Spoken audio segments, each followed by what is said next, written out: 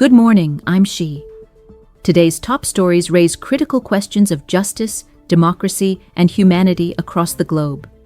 In Malaysia, the High Court weighs if the Prime Minister can be personally sued, setting the stage for a landmark constitutional ruling. In Asia, South Korea's presidential race takes a dramatic turn as a liberal challenger claims victory amid post-impeachment unrest.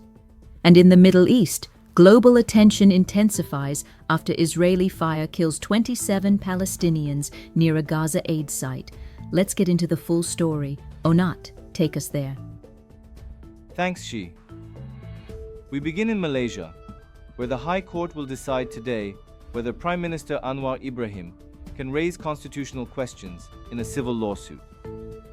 The case stems from a sexual assault suit filed by former aide Mohammed Yusuf Rotha, and the legal team wants clarity on whether a sitting PM can face personal civil actions. The court's decision could set precedent on the limits of executive immunity in Malaysia. Turning to Asia, a political shock in South Korea. Liberal candidate Lee Jae-myung is projected to win the presidency with more than 51% of the vote. This snap election was triggered after former President Suk-yeol was impeached and ousted earlier this year. Lee's campaign focused on ending corruption and restoring trust in leadership. The vote is being called Judgment Day by analysts across the region. And globally, tragedy in Gaza. At least 27 Palestinians were killed near an aid distribution site in Rafah. Israeli forces say they fired at a perceived threat, but international condemnation has been swift. The UN is demanding an independent investigation, calling the incident a possible war crime, as health workers struggle to respond to the chaos. And now, some proud news for Malaysia's biotech sector.